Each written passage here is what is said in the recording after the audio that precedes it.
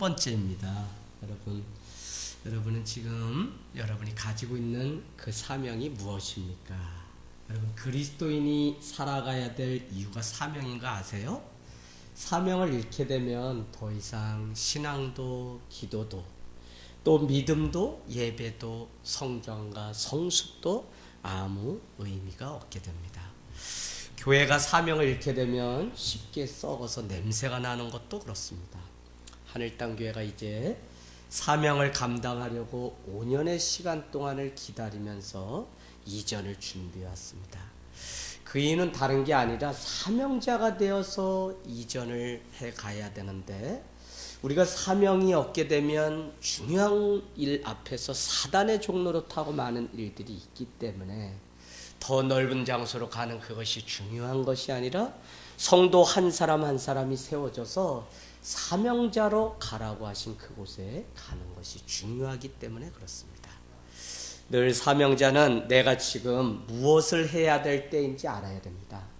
요한복음 13장 1절은 아버지께로 돌아갈 때가 이른 줄 아시고 자기의 사람을 사랑하시되 끝까지 사랑하셨다고 말씀하고 있습니다.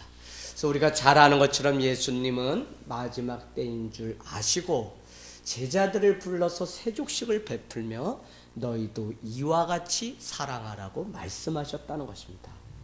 여러분이 생각하시기에 요나가 가기 싫어서 안 간 것 같습니까? 그렇지 않아요. 사명이 없기 때문에 그는 흔들린 것입니다. 사명이 없으니까 결국은 여러분 두 번째 여호와의 말씀이 임하여 니느웨에 왔지만 사흘 길을 복음을 전해야 되는 그 큰 성읍임에도 불구하고 하루만 가서 외치고 말았던 것을 우리는 알고 있습니다. 바로 우리는 사단이 우리를 흔들고 넘어뜨린다고 하는 사실을 알고 있어야 돼요. 왜냐하면 가정이나 교회에 사명자가 세워지게 되면 더 이상 사단은 힘쓸 수 없기 때문에 우리가 사명자로 세워지는 것들을 계속적으로 방해한다는 것입니다. 여러분, 지금 우리가 살아가는 시대는 종말을 치닫아 가고 있습니다. 전쟁이나 기근, 소문이나 난리가 아니어도 우리는 사랑이 식어졌기 때문에 마지막 때인 것을 알게 됩니다. 마태복음 24장 12절은 불법이 성행함으로 사랑이 식어졌다고 말씀하고 있습니다. 여러분, 그 사랑의 주체가 하나님이며 사랑을 받아야 될 분이 하나님임에도 불구하고 세상 영원하지 않은 것을 사랑하는 세대가 바로 오늘날이라는 것입니다. 우리는 사랑을 빼앗기면 우리는 영적 싸움에서 지게 됩니다. 요한일서는 우리에게 말씀하죠. 사랑, 믿음, 계명은 다 같은 것입니다. 계명을 지키는 자라야 주님의 제자이며 그 안에 사랑한다고 말을 하면서도 말과 혀로는 사랑하지만 행함과 진실함이 없게 되면 그것은 더 이상 사랑이 아닙니다. 형제를 사랑한다고 하며 미워하면 그 사람은 누구죠? 살인자입니다. 여러분, 세상을 이기면 이것이 무엇입니까? 바로 믿음이라고 했습니다. 믿음, 사랑, 계명은 다 한 가지로 주님이 강조하는 것들입니다. 이런 것들을 우리가 잃어버리고 사랑이 없으면 사명을 잃게 되고 허수아비가 서 있는 것처럼 그렇게 세월을 허송하면서 살아간다는 것입니다. 여러분, 이제 요나서를 한 번, 두 번 하면 마치게 됩니다. 여러분이 요나서를 하는 동안에 사명을 찾으셨습니까? 버리셨습니까? 우리는 지금 하나님께 사명을 드리고 기도를 심고 믿음을 드려야 될 때입니다. 할렐루야. 믿음은 드리는 것이지, 여러분 기억하세요, 절대 거래하는 것이 아니라는 것입니다. 많은 사람들은 오늘 요나처럼 자기의 입맛에 따라서 마치 믿음도 하나님께 거래하듯 그렇게 합니다. 따랐다, 따르지 않았다. 기뻐했다, 기쁘지 않았다. 바로 사명이 없기 때문에 그렇다는 것입니다. 사명이 없는 사람의 특징이 무엇인지 아세요? 바로 자기의 연민 가운데 빠져서 사명을 놓치고 살아가는 것입니다. 오늘 요나는 끝까지 세워진 것 같지만 결국 우리가 잘 아는 것처럼 호박 넝쿨을 벌레가 다 갉아먹게 되자 그는 성을 내며 결국은 니느웨 사람들이 돌아오게 되자 니느웨 동쪽에 가서 니느웨 성읍에 무슨 일이 일어나는지 구경꾼처럼 쳐다보고 있는 것들을 보게 됩니다. 늘 믿음이 먼저고 사명이 먼저 되지 않으면 우리는요, 내 상황과 환경을 따라서 살아가게 됩니다. 매일마다 우리는 신세한탄을 하게 되고요. 요나는 오히려 하나님께 자기 연민에 빠져서 신세한탄을 하며 성을 냅니다. 현대인에게 자기 연민이라고 하는 함정은 자기를 합리적 존재로 정당화시키려고 하는 사단의 유혹일 뿐입니다. 그래서 우리는 누구든지 주님을 따르려거든 자기 십자가를 지고 자기를 부인해야 된다는 사실을 기억해야 됩니다. 제가 여러분 자기 부인은 무엇이라고 그랬죠? 자기 부인은 자기에게만 관대해지려고 하는 마음에서 떠나는 것입니다. 자기 연민에 빠져서 주님이 아니라 오늘 요나처럼 자기 생각에 갇혀버린 그것을 끊어버리는 것입니다. 여러분 십자가를 지고 십자가는 우리에게 구원입니다. 이 마지막 때 믿음이 있다고 하지만 십자가를 지지 않는 시대에 살아요. 그러나 더 중요한 것은 십자가는 자기 부인이 없이는 되지 않습니다. 자기 연민의 늪에서 떠나서 사명을 감당하는 것이 십자가를 지는 일이며 그 일을 지고 걸어갈 때 우리는 주님이 명령하신 그 사명만을 지키며 걸어갈 수 있다는 것입니다.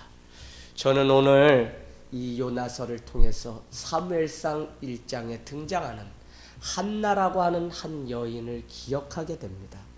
한 가정의 대를 이을 자녀가 끊겼습니다. 더 이상 아무런 소망이 없습니다. 무자식이 상팔자입니다. 첩으로 왔던 그 여인에게 수모를 당합니다. 그때 한나가 선택했던 것은 실로라고 하는 성소에 올라가서 대제사장들과 같이 하나님 앞에 매달려 나에게도 자녀를 달라고 그렇게 애원했다는 것입니다. 주시기만 하면 그에게 삭도를 내지 않고 포도주를 먹지 않으며 그를 구별된 나시련으로 특별히 날마다 성전에서 자라서 하나님의 음성을 듣고 살아가는 자로 키우겠다고 선했다는 것입니다. 여러분, 그래서 태어난 아들이 누구죠? 사무엘입니다. 그런데 우리는 3상 12장 23절을 통해서 사무엘의 그 고백이 얼마나 귀한지를 우리는 아셔야 됩니다. 어머니 한나의 기도를 통하여 태어난 이 사무엘은 어떻게 하죠? 결단코 나는 기도를 쉬는 죄를 범하지 않겠다고 고백합니다. 여러분, 기도는 우리의 뜻을 구하는 것이 아니라 내가 세상 가운데 자기 부인과 자기 연민의 늪에 빠지지 않도록 날마다 나 자신을 점검하는 시간입니다. 오늘도 가장 은혜가 되는 것은 무엇이냐면 얼굴이 빛이 좋지 않아요. 그러나 저녁마다 주님 앞에 나와서 염려도 있고 근심도 있고 고민도 있고 얼마나 많은 것들이 자리 잡고 있겠어요. 그러나 밤마다 기도하고 돌아갈 때 환한 미소가 되어서 염려의 자리 대신에 기도를 채우고 돌아가는 집사님들의 모습을 보면 여기가 천국이라는 생각을 늘 하면서 살아가게 됩니다. 사랑하는 여러분, 오늘 요나는 온전히 회복되었습니까? 그렇지 못합니다. 8절 말씀을 보면 그는 이렇게 고백하죠. 사는 것보다 차라리 죽는 것이 낫다는 것입니다. 여러분, 이것이 하나님의 자녀가 입술로 하지 말아야 되는 말 중에 하나입니다. 그러나 사명을 잃고 자기 연민에 빠져 사는 사람은 기도 없이 날마다 죽고 싶다는 이야기만 하는 것이죠. 하나님은 우리의 입술의 고백을 들으시고 그것을 기도로 찬양으로 받으시고 여기십니다. 그러나 매일 믿음 없는 말만 하니까 하나님이 우리를 더 이상 축복하실 수가 없습니다. 여러분, 저는 회복은 자유함을 누리는 것이라고 믿습니다. 우리는 살다 보면 넘어질 수 있어요. 그러나 진정한 승리는 넘어지지 않는 것이 아니라 넘어질지라도 다시 예수 그리스도의 이름으로 일어나는 것입니다. 여러분, 온전한 회복은 바로 상처의 자리에서 떠나는 것입니다. 그러려면 십자가의 은혜, 말씀과 기도를 날마다 그 삶의 등에 지고 살아야 됩니다. 상처가 많고 문제가 많을수록 그것이 자기의 연민의 늪에 빠져서 저기 있는 위에 무슨 일이 일어난지 바라보는 그런 구경꾼이 아니라 주님 앞에 더욱 나와야 됩니다. 상처가 많습니까? 아픈 과거가 있으세요? 그렇다면 그것을 딛고 이제는 일어나셔야만 여러분은 주님의 사명을 감당할 수 있습니다. 여러분, 오늘 요나가 니느웨에 가지 않으려고 다시스로 가고 물고기 뱃속에서 3일 3야를 여러분 머물렀다가 다시 여호와의 말씀이 두 번째 임하게 되자 니느웨에 다시 오게 됩니다. 그는 사흘 동안 돌아야 될 니느웨 성읍을 단 하루 동안 돌고 40일 후면 심판이 있다고 외칩니다. 그러자 하나님의 은혜가 니느웨 성읍에 임하여서 왕이 조복을 입고 왕자의 자리에서 내려오며 제 가운데 앉게 됩니다. 그런가 하면 백성이 그렇게 되고요, 짐승들이 회개하며 제 가운데 앉게 됩니다. 결국은 중요한 것이 3장에 보니까 진멸하시려고 하시던 주님의 재앙이 돌이켜서 니느웨가 구원받는 놀라운 일이 있다는 것입니다. 그럼에도 불구하고 오늘 4장 1절에 어땠죠? 요나는 그것이 싫다는 것입니다. 4장 2절에는요, 내가 이래서 저 니느웨 성읍에 가기 싫다고 그렇게 뻗팅기면서 내가 다시스로 간 것이라고 오히려 자기 합리화를 시키는 모습을 보게 됩니다. 정직하게 자기 사명, 십자가를 지는 삶을 우리는 살아가야 됩니다. 오늘 요나는 끝까지 자신이 해야 할 분명한 사명이 있음에도 불구하고 그 일을 하지 않은 채 내가 왜 하지 말아야 되는지 그 이유만 늘어놓는 안타까운 신앙인에 지나지 않습니다. 그러고는 주님 앞에 성내기를 좋아했던 그 나쁜 습관이 오늘 또 등장하는 것을 우리는 볼 수 있습니다. 여러분, 어디에 그런 말씀이 나오죠? 4장 4절에 보니까 내가 성내는 것이 옳으냐고 그렇게 말씀하고 있습니다. 그런가 하면 오늘 말씀에 이렇게 말씀하고 있죠. 8절에 보니까 사는 것보다 죽는 게 낫다.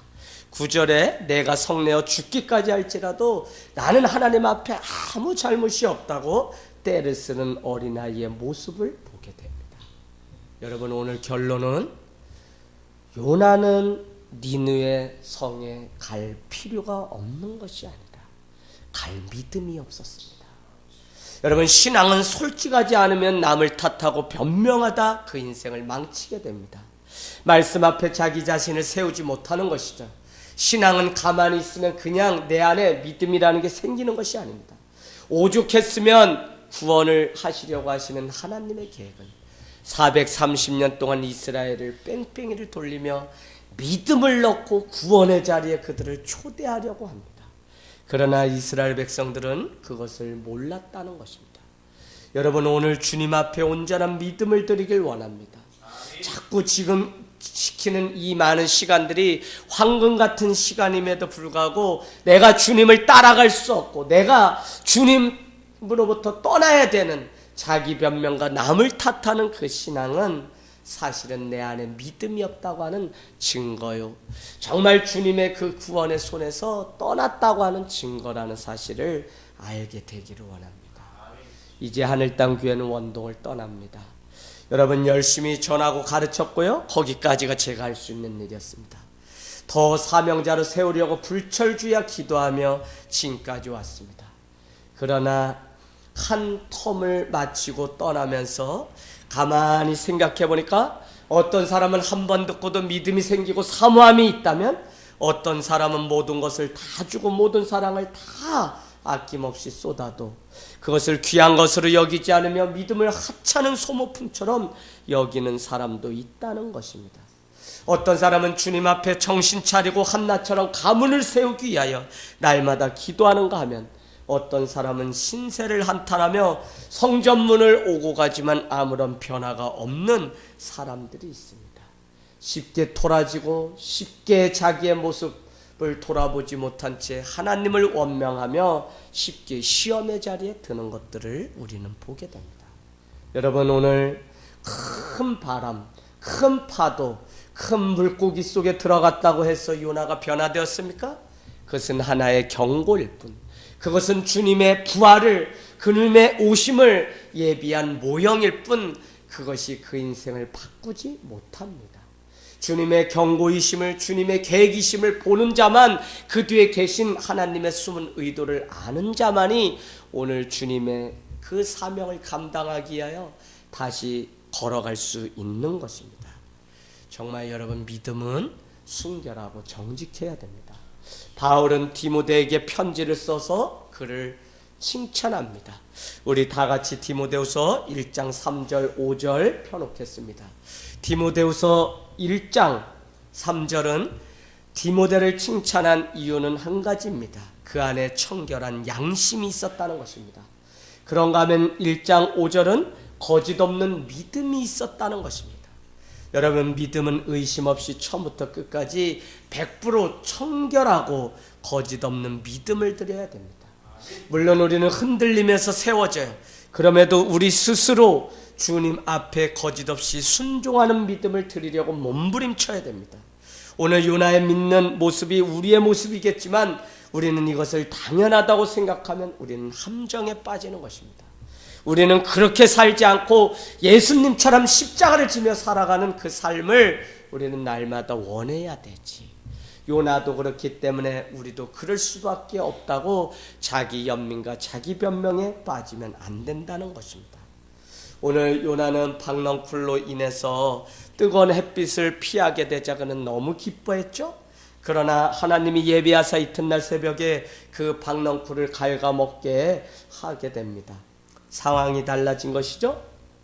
8절 말씀은 해가 뜰 때 하나님이 또 뜨거운 동풍을 예비하셔서 요나의 머리를 쪼이게 되니까 요나가 혼미해집니다. 그러고는 이렇게 얘기합니다. 스스로 죽기를 구하여 이르되 사는 것보다 죽는 것이 낫겠다라고 고백했다는 것입니다. 우리는 여러분, 오늘 이 요나의 모습을 통해 믿음 없음의 증거는 다른 것이 아니라 죄가 우리 안에 찾아오는 것은 우리의 생각으로 인해서 이미 죄를 짓는다는 것입니다. 주님 앞에 나올 수 없는 이유, 주님을 떠나야 되는 이유, 주님이 미운 이유, 공동체가 싫은 이유, 저 사람이 미운 이유를 이미 마음의 생각 가운데 사단이 집어넣는다는 것입니다. 아담과 하와가 죄를 지었던 것은 보암직도 하고 먹음직도 한 그 안에 품었던 의심의 생각입니다.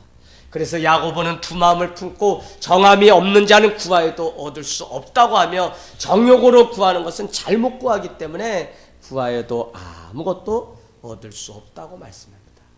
여러분, 예수님은 어떻게 말씀하시죠? 너의 겉에 있는 그것이 더러운 것이 아니라 너의 속에 보이지 않는 그것, 그 생각이, 그 마음이, 그 음욕이, 그 더러움이, 그 영원하진 않은 거짓 세속의 것들이 더 더럽다고 우리에게 말씀하고 있다는 것입니다.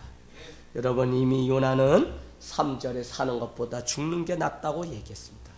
그 나쁜 습관, 그 나쁜 생각, 그 나쁜 마음이 우울증처럼 독버섯처럼 자라서 또다시 박넝쿨이 없어졌다고 하나님 앞에 반복해서 원망하죠. 뭐라고요? 사는 것보다 죽는 게 낫다. 내가 스스로 죽기를 구하였다고 그렇게 이야기합니다. 여러분, 스스로 죽기를 구하는 어리석음이 이 땅 가운데 얼마나 많을까요? 하나님을 알면서도 하나님을 버리면 그것이 요나와 다를 바가 전혀 없다는 것입니다. 참으로 한심하기 짝이 없는 요나입니다. 하나님은 왜 성내냐고 하나님께 따져 묻습니다. 그런데 요나는 내가 성내어 죽기까지 할지라도 내 말이 옳습니다라고 오히려 반박하며 자기 고집을 피우고 있습니다. 끝까지 자기의 생각이 맞다고 고집하는 요나의 모습을 보면서 누구를 닮았다고 여러분은 생각하십니까? 바로 여기에 있는 우리의 모습입니다. 하나님 앞에 완전하게 손을 들고 항복해야 될 우리의 모습이라니까요. 여러분, 요한 1서 1장 5절 6절 우리 한번 읽을 텐데요. 여전히 주님을 알고 그 은혜로 산다고 하면서도 어둠 가운데 사는 우리의 모습이 오늘 요나의 모습이라는 것입니다. 1장 5절 6절 우리가 그에게서 듣고 너희에게 전하는 소식은 이것이니 곧 하나님은 빛이시라 그에게는 어둠이 조금도 없으시다는 것이니라. 만일 우리가 하나님과 사귐이 있다고 어둠을 행하면 거짓말을 하고 진리를 행하지 아니하는 것이니라.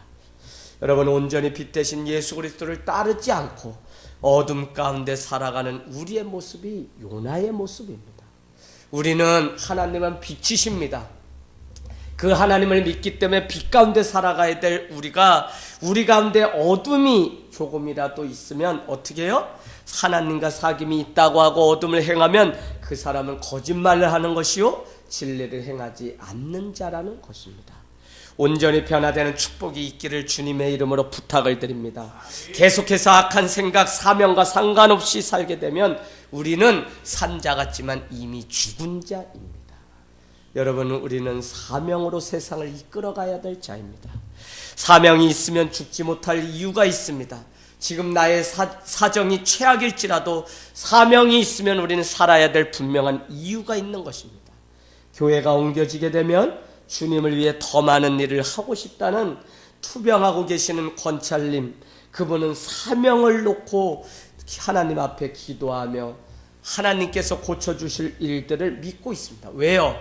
힘들어도 사명을 버리지 않으면, 사명을 지키면, 사명을 붙잡으면, 주님을 붙잡으면, 기도하면 주님께서 반드시 살려주신다고 하는 믿음이 있기 때문에 그렇다는 것입니다. 누군가 사명자로 서기 시작하면 반드시 다음 사람이 세워지게 되어 있습니다. 가정이든 교회든 사명자로 서 있는 한 사람이 중요합니다. 요한복음 4장은 바로 예배자 한 사람을 찾으신다고 했는데, 사명자 예배자가 어느 곳에든지 무릎 꿇고 하나님 앞에 신을 벗으면 그곳이 거룩한 땅으로 변화되는 일들이 있다는 것입니다. 여러분, 제가 25년 걸려서 우리 가정이 예수를 믿고 일대라고 말씀드렸습니다. 여러분, 짧은 한 토막의 이야기지만 저를 미쳤다, 돌았다, 별 이야기를 다 들으면서 10몇 년의 시간 동안 밤마다 교회 나와서 기도하면서 형제들을 전도하고 부모가 돌아오기까지 25년이 걸렸습니다. 그때마다 제가 무너지고 제가 쓰러졌다면 우리 가정은 아무도 예수를 믿지 않았을 것입니다. 여러분, 이 외로움이 여러분에게 있습니까? 이 고달픔이 있어요? 어떨 때는 같은 형제지만 버려진 것, 어떨 때는 같은 믿음을 믿었지만 더 나은 믿음 때문에 시기와 질투를 당하는 이런 고통을 여러분 겪으셨습니까? 여러분, 영혼을 품고 영혼을 살리는 사명이 우리 안에 있다면 반드시 이 고통이 우리 가운데 찾아오게 되어 있다는 것입니다. 여러분, 우리가 사명을 잃어버리게 되면 사명 없는 자를 따라 함께 흔들리는 삶을 살게 됩니다. 가장 가슴 아픈 것은 무엇이냐면, 사명을 지켜서 하나님 앞에 순종함으로 이 마지막 요나서가 끝나기까지 사명자로 건너가야 되는데, 계속적으로 많은 사람들은 세상의 말에 인생의 주파수가 열려 사명 없는 자와 같이 흔들린다는 것입니다. 여러분, 오늘 말씀을 마치면서 우리가 교회를 옮긴다는 것이 무슨 의미일까요? 우리는 지금 더 큰 성은 니느웨를 향해서 가는 자들입니다. 왜냐하면 아파트 단지, 더 많은 사람을 만난다고 하는 것은 그만큼 더 많은 준비가 있어야 됩니다. 더 넓은 장소로 가기 때문에 우리가 좋아할지 모르지만 이것은 여전히 육적인 눈에 불과합니다. 더 넓은 장소로 가기 때문에 더 큰 사명이 준비되어야 되고 더 많은 기도의 시간들이 필요합니다. 우리의 사명을 마지막으로 찾아 읽고 마치겠습니다. 에스겔서 22장 30절, 에스겔서 22장 30절. 이 땅을 위하여 성을 쌓으며 성 무너진 데를 막아서서 나로 하여금 멸하지 못하게 할 사람을 내가 그 가운데에서 찾다가 찾지 못하였으므로, 오늘 찾지 못한 게 누구냐면 바로 사명자를 찾지 못했다고요. 사명자는 누구냐면 이 땅을 위하여 성을 쌓으며 성 무너진 데를 막아서서 나로 하여금 멸하지 못하게 할 사람, 그것이 바로 사명자요 중보 기도자입니다. 부디 요나서가 끝나기 전에 성 무너진 데를 막아서서 지키는 사명이 회복되기를 주님의 이름으로 부탁을 드립니다. 니에미야 1장을 읽어보시면 다른 것이 아니라 무너진 성벽을 재건하라고 말씀합니다. 여러분, 눈에 보이는 그 성벽, 성전이 아니라 우리의 심령 안에 있는 하나님이 머무시는, 지구 중에 세상 중에 가장 깊은 우주인 우리의 심령 가운데 하나님이 머무시는 그 성전이 회복되기를 원합니다. 여러분, 사명이나 은혜는 누가 빼앗아간 것이 아닙니다.